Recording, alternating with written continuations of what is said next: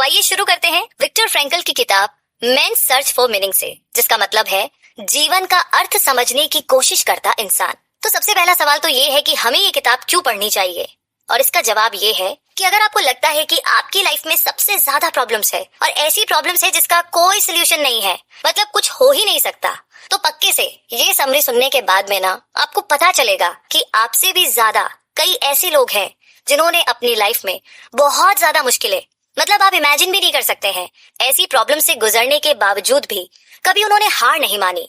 तो हार मानने और नहीं मानने के बीच में सिर्फ एक वर्ड है, एक शब्द है, जो है पर्पस। जी हाँ, उन्होंने अपनी लाइफ को एक पर्पस दिया था, ऐसा पर्पस जिसकी वजह से उनके साथ क्या हो रहा है, उनके आसपास क्या बुरा हो रहा है, इवन उनके साथ क्या बुरा हो रहा है, कितना बुरा हो रहा है, इसका उन्हें फर्क नहीं पड़ा। और ऐसे लोगों में शामिल है इस बुक के ऑथर विक्टर फ्रैंकल, जिन्हें एक ऐसी जेल में बंद किया गया था जहाँ पर हर रोज बेगुनाह लोगों को मार दिया जाता था। लेकिन जो कुछ भी हो जाए, इन्होंने ना कभी हार नहीं मानी, क्योंकि इनकी जिंदगी में एक वाई था, यानी कि एक पर्पस था।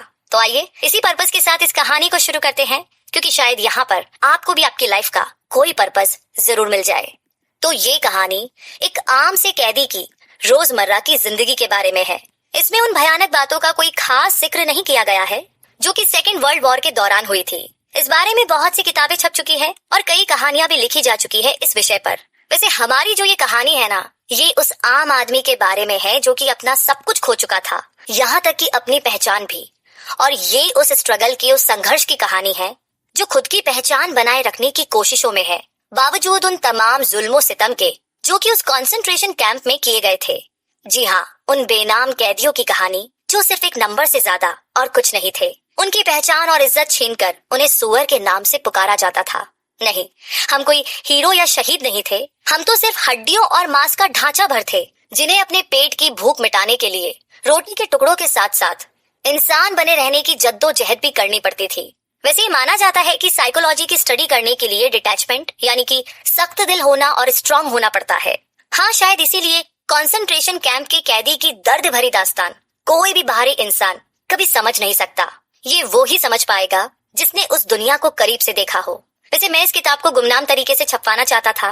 मैं नहीं चाहता था कि कोई भी मेरे कैदी नंबर के अलावा कुछ और मेरे बारे में जाने, मगर फिर मुझे एहसास हुआ कि मुझे हिम्मत करके आगे आकर अपनी पहचान बतानी चाहिए, जिससे कि ज्यादा से ज्यादा लोग ये किताब पढ़े। तो मैंने कैंप में साइकियाट्रिस्ट के तौर पर काम नहीं किया था। बस अपनी आजादी से कुछ ही हफ्तों पहले तक मैं एक बीमार कैदी था। 3 साल मैंने उस जेल में बिताए थे। मैं ज्यादातर रेलवे लाइंस पर काम करता था और मेरा काम था ट्रैक्स को खोदना।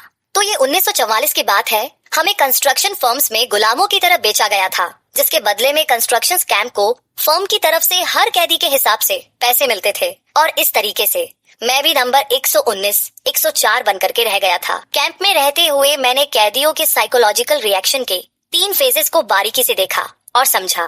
पहला फेज होता था कैंप में एडमिशन, दूसरा रूटीन और तीसरा लिबरेशन, यानी कि आजादी। जब भी कोई कैदी कैंप में लाया जाता था तो वहाँ के हालात को देखकर गहरे सदमे में चला जाता था। तो आगे हमने कई दिनों तक ट्रेन से सफर किया और कैदियों को ठूस ठूस करके कैरेज में भरा गया था। केवल ऊपरी हिस्से में सांस भर लेने की कुछ जगह बची हुई थी। हर कोच में 80 के करीब कैदी थे। हमें लगा कि हमें पोलैंड में मजदूरी के लिए ले जाया जा रहा है, मगर हम डर से कांप उठे जब हमारी ट्रेन ऑश्विट्ज नाम के कंसंट्रेशन कैंप पर आकर रुकी। ऑश्विट्ज का मतलब था कब्रिस्तान और गैस चैम्बर। फिर जल्द ही हमें वॉच टावर्स, कांटेदार तारों वाली ऊंची दीवारें और कैदियों की लंबी लाइनें दिखाई दे गई। हमारे कैरेज के दरवाजे खुले। धारीदार यूनिफॉर्म पहने हुए कुछ कैदी अंदर दाखिल हुए, जिनके सर मुंडे हुए थे और सेहत भी ठीक ठाक लग रही थी। उन लोगों के पीछे पीछे हम एक शेड में पहुंचे, जहां पर कुछ खास कैदी हमें अपने साथ ले गए। इन्हें कैपोस कहा जाता था। ये लोग कैंप में गार्ड की हैसियत से रहते थे। आम कैदियों की तरह इन्हें भूखा प्यासा नहीं रखा जाता था। इनमें से कई तो ऐसे थे जो कि यहाँ रहकर के पहले की जिंदगी से काफी ज्यादा खुश थे। लेकिन ये सारे कैपोस असली गार्ड से ज्यादा जल्लाद होते थे। हर शेड में 200 कैदियों को रखा गया था। हमारी ट्रेन में कुल 1500 मुसाफिर थे जो कि यहाँ पर लाए गए थे। हम सब यहाँ पर सही सलामत रहने की दुआ कर रहे थे। तभी अचानक आगे हमें अपना सामान ट्रेन में छोड़ने का हुक्म मिला और फिर हमें लाइन में खड़ा कर दिया गया। आदमी और औरतों की अलग अलग लाइनें बनाई गई। एक ऑफिसर ने हम सबकी जांच की। वो हमको लेफ्ट या राइट में जाने का इशारा कर रहा था। हम में से ज्यादातर लेफ्ट की तरफ रखे गए, पर उस एक इशारे ने हमारी जिंदगी का फैसला कर दिया था। मुझे किसी ने कान में आकर के बताया कि जो राइट में भेजे गए हैं उनसे काम करवाया जाएगा और जो लेफ्ट में है वो बीमार और बेकार है। तो फाइनली जब मेरी बारी आई तो मैंने हर तरीके से चुस्त दुरुस्त दिखने की पूरी कोशिश की और मेरे सामने खड़े आदमी ने मुझे राइट का इशारा दे दिया। लेफ्ट का मतलब था मौत और हम में से 90% लोगों की किस्मत का फैसला यही था। जी हाँ, और कुछ ही घंटों के बाद उन्हें स्टेशन से कब्रिस्तान में ले जाया गया, जहाँ पर एक इमारत थी जिसके बड़े से दरवाजे में अलग अलग यूरोपियन भाषाओं में बात लिखा हुआ था। हर कैदी को एक छोटा साबुन तो दिया गया, लेकिन शावर के अंदर पानी नहीं था। तो उसी शाम मुझे सच्चाई पता चली जब मैंने एक दूसरे कैदी से अपने साथी के बारे में पूछने की कोशिश की, जिसे लेफ्ट में जाने का ऑर्डर मिला था। उस कैदी ने चिमनी की तरफ इशारा करते हुए कहा, तुम्हारा दोस्त वहाँ से जन्नत की सैर करेगा। हाँ, मेरा दोस्त सच में जन्नत पहुँच गया था, क्योंकि जर्मन्स ने उसे जिंदा ही जला डाला था उस गैस चैम्बर के अंदर। जो लोग कमजोर थे उन्हें कैंप के लिए बोझ समझा गया और उनकी किस्मत में मौत लिख दी गई थी। यही उनका तरीका था और इसीलिए वहाँ पर इंसानी जान की कोई भी कीमत नहीं थी। हम में से जो लोग राइट में गए उन्हें गार्ड्स अपने साथ काम पर लेकर गए। हमें क्लींजिंग स्टेशन की तरफ भागने को कहा गया। हम कैंप के चारों तरफ लगी कांटेदार तारों के पास से गुजरे। इन कांटेदार तारों में बिजली का करंट दौड़ता था। गार्ड्स ने हम सबको बारी बारी से चेक किया। एक्चुअली उनकी जो आंखें थी ना, वो हमारी घड़ियों और हमारे जेवरातों पर थी। फिर हमें एक कंबल दिया गया जिसमें हमें अपनी सभी चीजें डालनी थी। कुछ लोगों ने अपने मेडल या शादी की अंगूठी रखने की गुहार की, मगर किसी को भी अपने पास कुछ भी रखने की इजाजत नहीं मिली। फिर एक गार्ड ने चिल्ला करके 2 मिनट के अंदर सभी को अपने कपड़े उतारने को बोला, सिर्फ जूतों को छोड़कर। हम सब वहीं पर लाइन में खड़े खड़े नंगे कर दिए गए। जिन्होंने बेल्ट नहीं उतारी थी, गार्ड्स ने उन पर कोड़े बरसाए। हमें एक कमरे में ले जाकर के शेव कराया गया। हमारे बदन पर एक बाल तक नहीं छोड़ा गया। हम खुद को ही नहीं पहचान पा रहे थे। उसके बाद फिर से हम सब लाइन में लगे नहाने के लिए। ये गनीमत थी कि नल से सच में पानी आ रहा था, ना कि कोई गैस। मेरे बदन में चश्मे के अलावा उस टाइम और कुछ नहीं था, एक बाल तक नहीं। हम खुद पूरे नंगेपन के साथ खुद अपने आप को बड़े अजीब तरीके से देख रहे थे। इसके सिवा और चारा भी क्या है हमारे पास। बदन पर एक भी धागा नहीं, एक भी रेशा नहीं, अपनी कोई भी चीज अपने पास नहीं। अपने नंगेपन को छुपाने की खातिर बदन के बाल तक नहीं। हम नंगे गीले यूं ही खड़े थे कि अब आगे क्या होगा, बस यही सोचते हुए। आगे है दूसरी फेज, जहाँ पर रूटीन और निराशा से भरे दिन के बारे में हम जानेंगे। उस दिन मैं दूसरे 8 कैदियों के साथ 8 फीट की एक कोठरी में रहा। वही हमारा बिस्तर था जिसमें हम सब एक दूसरे से चिपके हुए लेट गए थे। हम 8 लोगों को ओढ़ने के लिए 2 कंबल दिए गए थे।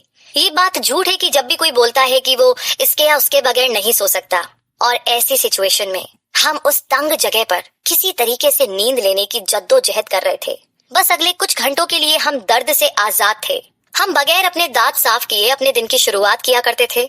महीनों तक हमें कपड़े बदलने का मौका ही नहीं मिलता था, क्योंकि पूरे तरीके से फटे हुए कपड़ों के अलावा हमारे पास और कुछ नहीं था। नहाना भी हमें मुश्किल से ही नसीब होता था। काम करते करते हमारे हाथों पर छाले पड़ जाते थे, लेकिन दवा का कहीं कोई नामो निशान नहीं था। सही कहा था दोस्तोव्स्की ने कि इंसान कुछ भी झेल सकता है। बिजली के तारों को छूकर खुदकुशी करने के ख्याल हम सबके जहन में आया था। हमें बस हर वक्त यही डर सताता था कि कहीं हमें भी बाकियों की तरह गैस चैम्बर में ले जाकर के जिंदा ना जलाते। ऊपर से गार्ड्स अक्सर हमें बिना वजह के पीटा करते थे। हम जिंदगी से पूरी तरीके से नाउम्मीद हो चुके थे। हमें हर टाइम ऐसा लगता था कि मौत हमारे सर पर नाच रही है और कब किस वक्त हमें दबोच लेगी कुछ पता ही नहीं। हमारे साथ एक दूसरा डॉक्टर भी था जो कि मेरा ही साथी था। वो अपनी कोठरी से बच करके हमारी कोठरी में आ गया था। वो हमारे ऑश्विट्ज पहुंचने के हफ्ते भर पहले ही आया था और उसी ने हमें बताया कि अगर जिंदा रहना चाहते हो तो एक ही रास्ता है, यहाँ पर काम करने के लिए खुद को एकदम फिट दिखाते रहो। यहाँ ऐसे बहुत से कैदी है जो कि बीमार है, बहुत निराश और बहुत ज्यादा दुखी लगते हैं। ऐसे लोगों को गैस चैम्बर में ले जा करके मार दिया जाता है। इन्हें ये लोग मुस्लिम्स कहकर बुलाते हैं। कंसंट्रेशन कैंप में रहते हुए हम सब अपनी जिंदगियों से बहुत मायूस हो चुके थे। बचने का तो कोई रास्ता नजर ही नहीं आता था। जिस दिन से हम कैंप में आए थे, अपने घर और परिवार वालों की याद में तड़प रहे थे। जो हमने देखा वो हमारे लिए एक भयानक सपने की तरह था, बहुत ही घिनौना और डरावना। मगर आने के बाद धीरे धीरे हम उन सब चीजों के आदी होते गए। हम इतने निराश थे जिंदगी से कि अब हमें कुछ महसूस ही नहीं होता था। मगर हर गुजरते दिन के साथ हम गहरे सदमे में डूबते जा रहे थे। एक भिखारी के कपड़े भी शायद हमसे बेहतर होते होंगे। जो यूनिफॉर्म हमें मिली थी वो सिर्फ छींतड़े थे और कुछ नहीं। हमें रहने के लिए कोठरियां दी गई थी, अगर कोई अपनी कोठरी से दूसरी कोठरी में जाता दिखाई देता तो उस कैदी को सजा मिलती थी। उन कोठरियों में हम अपने सारे काम करते थे, खाना पीना सोना, यहाँ तक कि मल भी। हमारी कोठरियां एक तरीके से नरक से भी ज्यादा बदतर हालात में थी। जो नए कैदी लाए गए थे उनकी हालत और भी ज्यादा खराब थी। उनसे लेटरिन साफ करवाई जाती थी और मना करने की तो कोई गुंजाइश ही नहीं थी। जो मना करता उसके मुंह पर मल लगा दिया जाता और जो उस गंदगी को हटाने की कोशिश करता उसे कैपोस की मार झेलनी पड़ती थी। अक्सर कैदियों की पनिशमेंट परेड्स निकाली जाती थी। उन्हें कैंप के चारों ओर कई कई घंटों गार्ड्स की मार खाते हुए मार्च करना होता था। एक 12 साल की लड़की को सजा के तौर पर बर्फ पर नंगे पैर खड़े होने का हुक्म मिला। बहुत देर तक उसी हालात में रहने से उसे फ्रॉस्ट बाइट और गैंग्रीन हो गया था। तो ये हर रोज की बात थी जब हम लोगों को दर्द से तड़पते हुए और मरते हुए देखते थे। ये सब ना अब हमें बहुत ही आम लगने लगा था। हमें अब कुछ भी महसूस नहीं होता था, ना कोई दर्द, ना दुख, ना दया, और ना ही हमारे मन में अब डर था। गहरे सदमे की हालत में हम इन सब इंसानी जज्बातों को भूल चुके थे। सिर्फ खालीपन था जो कि हमारे भीतर बसा हुआ था, ऐसा खालीपन जिसमें जज्बातों के लिए कोई जगह नहीं थी। मुझे ना एक बार टाइफस के बीमार कैदियों की कोठरी में रखा गया था। उनकी हालत बहुत ही ज्यादा खराब थी। सबको तेज बुखार चढ़ा हुआ था और वो बहुत जोरों से कांप रहे थे। कई लोग तो मेरी आंखों के सामने ही मर गए। हर मौत के बाद दूसरे कैदी मरने वाले की लाश पर टूट पड़ते थे। कोई मरे हुए का कोट झपट लेता था तो कोई उसके जूते और कोई उस कैदी का बचा हुआ खाना खा जाता था। सिर्फ 2 घंटे पहले ही तो मैं उस आदमी से बात कर रहा था और अब उसके मरते ही वहाँ पर हड़बड़ मच गई। उसकी चीजों को हथियाने की छीना झपटी चल रही थी। उस शोरगुल के बीच में भी चुपचाप मैं अपना सूप पीता रहा। गार्ड्स हम लोगों को जब चाहे तब पीट देते थे। तो एक दिन जब मैं रेलवे ट्रैक पर काम कर रहा था तो बड़ी जोर का बर्फीला तूफान आया। मैं झुक कर के 2 पल के लिए सुस्ता ही रहा था कि वहाँ पर खड़े एक गार्ड की नजर मुझ पर पड़ी। उसे न जाने क्या लगा कि उसने एक पत्थर उठा करके मुझ पर फेंका और मुझे उस दिन अपनी हालत उस जानवर की जैसी लग रही थी जो खेतों में काम करता है। मुझे एक बार सर पर सिर्फ इस वजह से 2 बार मारा गया क्योंकि मेरे पीछे वाला कैदी लाइन पर नहीं चल रहा था। ऐसे मौकों पर मार खाने से उतनी तकलीफ नहीं होती थी जितना बेइज्जती और जुल्म की इंतहा से होती थी। हर टाइम बेवजह की मार ने हमारे आत्मसम्मान का गला घोट दिया था। हमारी इंसानियत को छीनकर हमें जानवर बनाया जा रहा था। लगभग हम सभी की हालत बहुत ज्यादा काम करने की वजह से काफी ज्यादा खराब हो गई थी। हम सबके हाथ पैर बुरी तरीके से सूजे हुए थे। हमारी त्वचा इतनी सख्त हो चुकी थी कि घुटनों को मोड़ने में भी हमें तकलीफ होती थी और हमारे पैर इतने बड़े हो चुके थे कि उनमें जूते नहीं आ पाते थे। मगर जूते पहनना हमारी मजबूरी थी क्योंकि मार्चिंग के लिए और बर्फ में काम करते टाइम हम नंगे पांव नहीं रह सकते थे। बहुत दफा ऐसा भी हुआ कि मार्चिंग करते हुए कोई कैदी बर्फ में फिसल पड़ा और पीछे के कई लोग उस पर गिर पड़े। ऐसे में गार्ड एक पल की भी देरी नहीं करता था अपने राइफल के पिछले हिस्से से हमें मारने में। हमें कहा जाता कि नॉर्मल लेबर हमसे भी कम वक्त में बहुत सारा काम कर लेते हैं, मगर क्या नॉर्मल लेबर को हमारी तरह रोटी का छोटा सा टुकड़ा और एक पतला सा सूप मिलता था? वे हमारी तरह अपने परिवार और घर के लिए नहीं तड़पते हैं और ना ही उन्हें बात बात पर जानवरों की तरह पीटा जाता है। हमारी ये उदासी ना एक तरह से हमारा सेल्फ डिफेंस थी। हमें सिर्फ किसी तरीके से जिंदा रहने की हवस थी। हम में से हर कोई अक्सर दिन ढल जाने के बाद बस यही कहता था कि चलो आज का दिन भी बीत गया। अब हमारे ख्याल और जज्बात सिर्फ जिंदा रहने और भूख प्यास मिटाने तक सीमित थे। जो भी कैदी सोता था तो सिर्फ रोटी, केक और गर्म पानी से नहाने के सपने देखता था। काम के दौरान गार्ड्स की आंख बचा करके अक्सर हम सब अपने पसंदीदा खाने का जिक्र किया करते थे। हम अक्सर आपस में रेसिपीज शेयर किया करते थे। अपनी आजादी की उम्मीद दिल में लिए हम इस कैद से छूटने के बाद रीयूनियन की प्लानिंग भी किया करते थे। सभी लोग उसी दिन का इंतजार कर रहे थे कि जब वो यहाँ से आजाद हो जाएंगे और अपने अपने घर लौटेंगे और अपने परिवार वालों के साथ बैठ करके हंसी खुशी खाना खाएंगे। हमारा ये खूबसूरत सपना हमारी इस रोटी के चंद टुकड़ों और पानी से बने सूप की हकीकत से बहुत दूर थे। कभी कभी हमें चीज और मार्गरीन खाने को मिल जाता था और कभी घटिया किस्म के सॉसेज या पतला सा जैम भी। हमारे भारी भरकम काम के हिसाब से ये खुराक बहुत हल्की थी, खासकर तब जब हमारे पास पहनने को सिर्फ छींतड़े थे। शरीर से जब सारा फैट खत्म हो जाता है ना तो शरीर खुद को ही खाने लग जाता है। भरपूर खुराक ना मिलने पर मसल्स गायब हो जाती है। जब बाहर से प्रोटीन नहीं मिलता है तो शरीर अपने ही अंदर जमा फैट को ही जलाने लगता है। हम हर दिन खुद को हड्डियों का ढांचा बनते हुए देख रहे थे। हमारी हालत ये थी कि कोठरी में भुखमरी से अब किसकी मौत होगी ये हम यकीन के साथ कह सकते थे। रात को सोने से पहले मैं खुद से यही कहता था ये शरीर, मेरा ये शरीर अब बस पिंजर बनकर रह गया है। मैं क्या था और अब क्या हो गया हूँ। हर सुबह सूरज निकलने से भी पहले तेज आवाज में 3 सीटियां बजाई जाती थी, जिनकी आवाज सुनते ही हमें उठना होता था। हम जैसे तैसे करके अपने पैरों पर खड़े हो जाते थे। काम पर जाने के लिए सूजे हुए पैरों के साथ गीले जूते पहनने की जद्दोजहद करते हुए फिर उन्हीं लड़खड़ाते कदमों के साथ बाहर निकलते बर्फ पर मार्च करने के लिए। हर रोज रेलवे ट्रैक को खोदते हुए हम अपने दोपहर के खाने का बेसब्री से इंतजार करते थे कि कब सायरन बजे और कब हमें खाने को मिले। हमें सुबह 9:30 से 10 बजे के बीच में खाना दिया जाता था। यही हमारे पूरे दिन का सबसे खास वक्त होता था।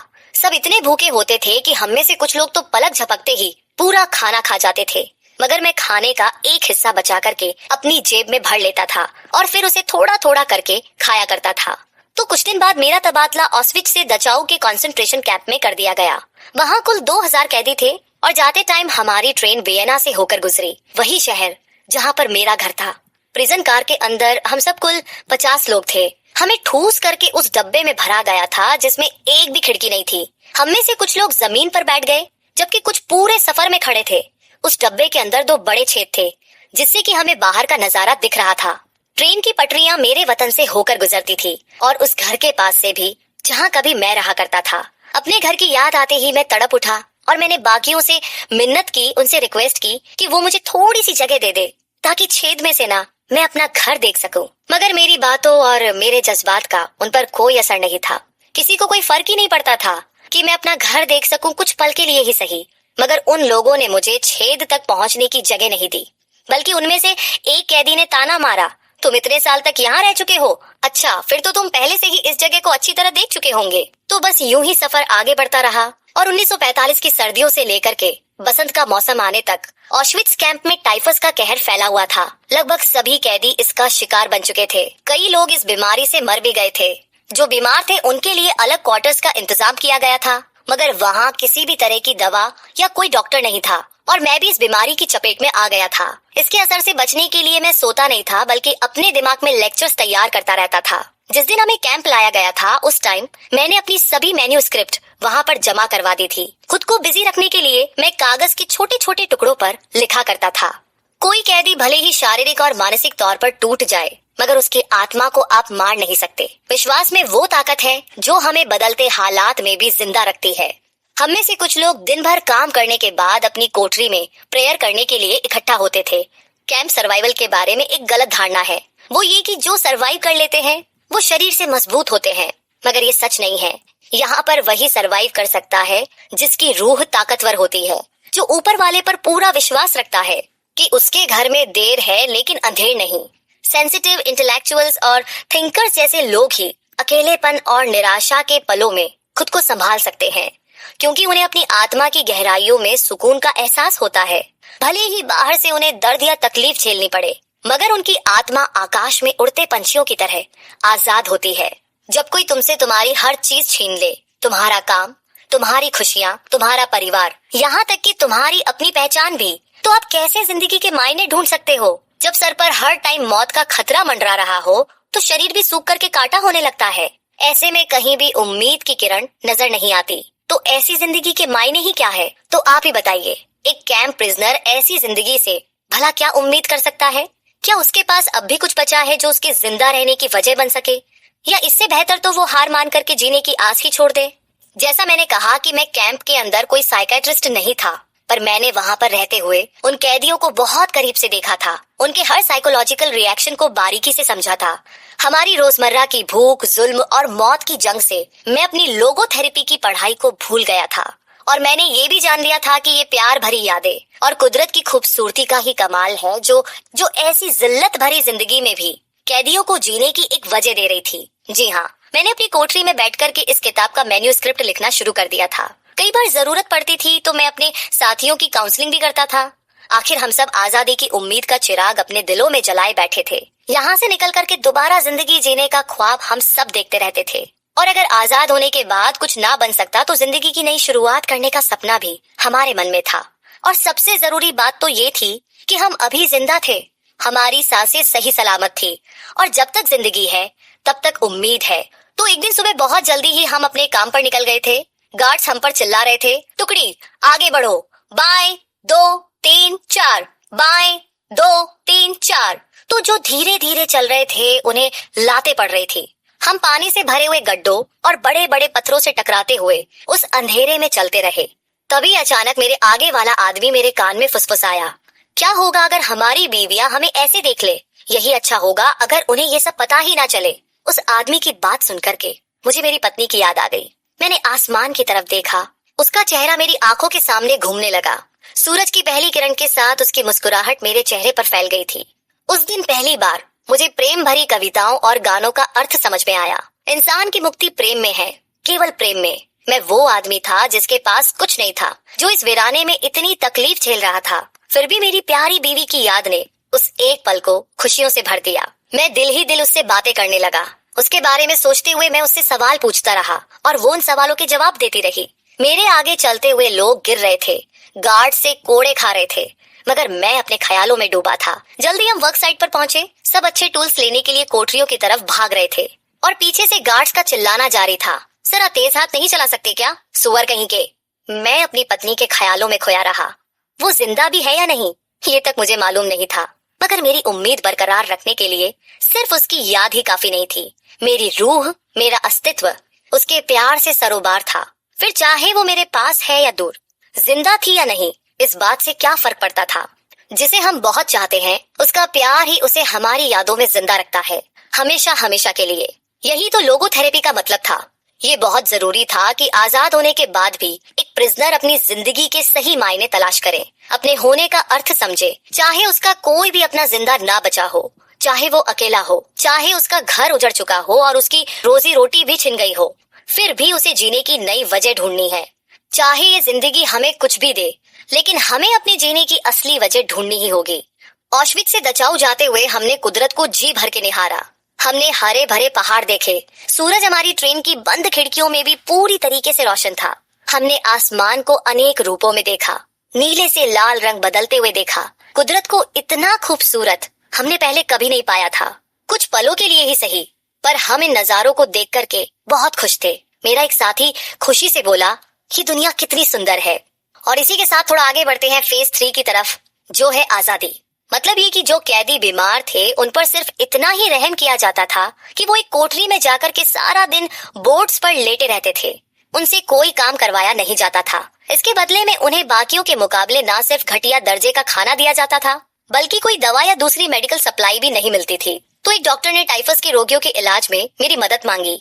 मुझे बवारिया, जो की जगह है, वहाँ पर बीमार लोगों के कैंप में भेजा गया। वहाँ मुझे 50 मरीजों से भरी हुई एक कोठरी में मदद के लिए रखा गया। वो सब बुखार से तप रहे थे और अपने होश में नहीं थे।